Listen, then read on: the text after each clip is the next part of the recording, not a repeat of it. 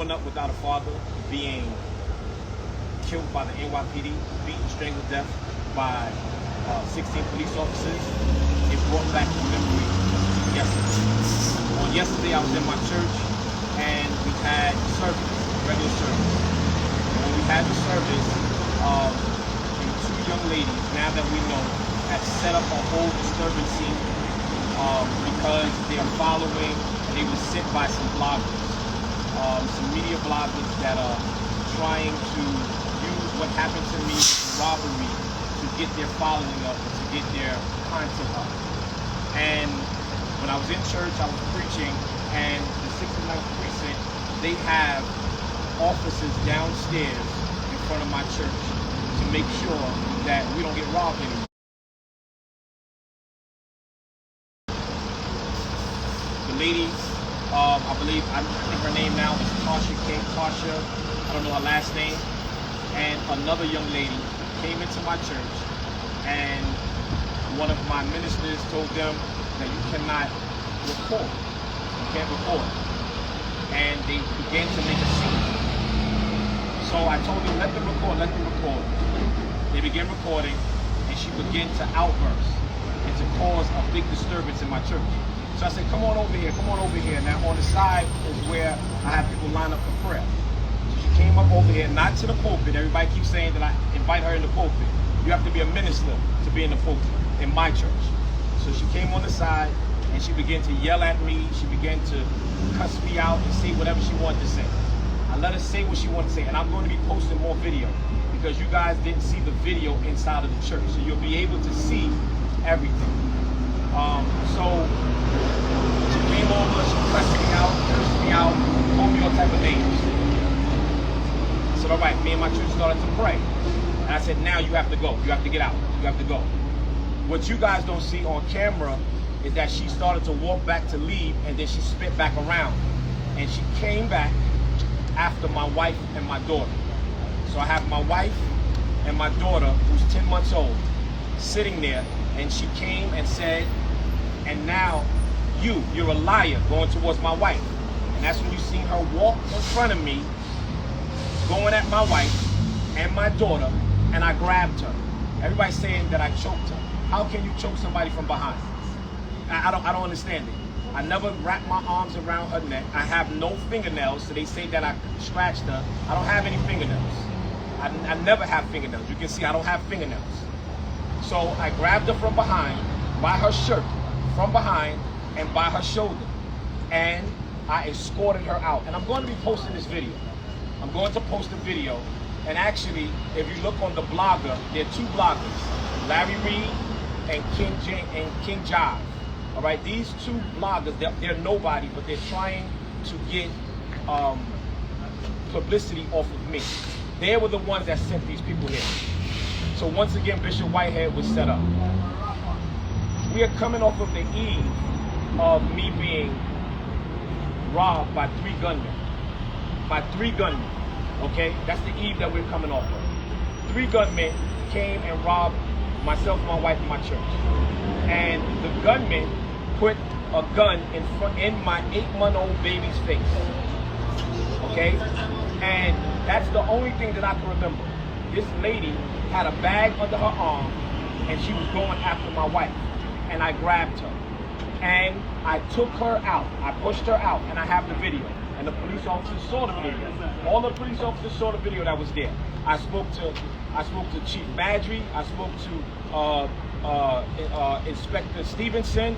I spoke to the captain, which is the inspector of this church, Amadullah. I spoke to him. He was at a wedding. I went through all of the chain of command to make sure that this lady was arrested.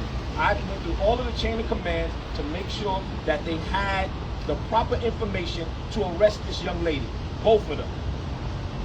Nobody arrested them. They told me that the detectives was coming. Okay? The detective came. Her name was Francois, Detective Francois, and I'm filing a complaint against her. I'm filing a complaint against her because she was the one that gave the order to illegally arrest me. She didn't ask me no questions. She didn't ask the victim. She didn't ask my church no questions. She came on the scene. She had a conversation with the police officers, and she turned around and said, "Arrest her." Now, let's go back. Let's go back. My minister, once these ladies started to disturb my church, my ministers went downstairs to the offices, and they were sleeping. Okay, they were sleeping. She went downstairs. They were sleeping. And she said, come upstairs, there's a problem. Okay? And the problem was going on. And when I pushed the lady outside of the door, the officers was coming upstairs and they went right in their hand. However, if they wasn't sleeping, then they would have been able to understand what's going on. I just also posted on my page the women that created this disturbance to show the world that this was all premeditated. It was all premeditated. And what they say was, they spoke to the NYPD and they asked them, are you protecting Bishop Whitehead? And they laughed and said no. They said no. But if you're the NYPD and they're asking you questions about me and I was just robbed, wouldn't you do some investigation on it? And I specifically spoke to the police officers before I went upstairs and told them, okay, you guys, make sure you come up and do your rounds. They never did a round. They never did anything. The same police that was there to protect me was the ones that arrested me. I have knots on my arms because of the handcuffs, and I felt like my father. I felt they was taking my rights away, and to be honest with you, I really didn't care about anything at this point, because like I told the police officer, I said, I advocate for you guys. I advocate for you guys. I bring the community together with you guys, and I say, let's trust the NYPD. But now how can I say, let me trust you, let the community trust you if I don't trust you? So they arrested me for nothing. For nothing. I didn't hit nobody, which I could have to defend my family. You charged at my wife and my 10-month-old baby.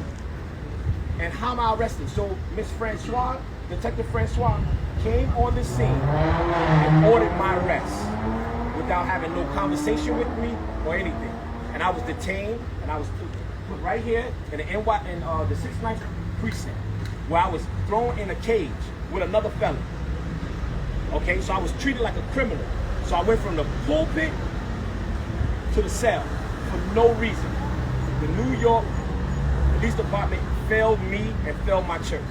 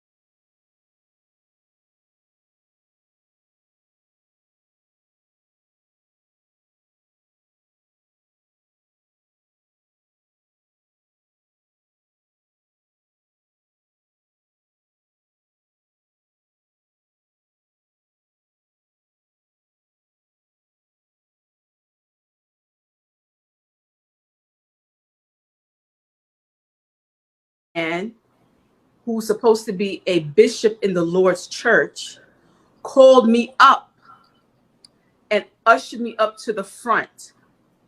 And once I got up there, I began to speak in my heavenly language.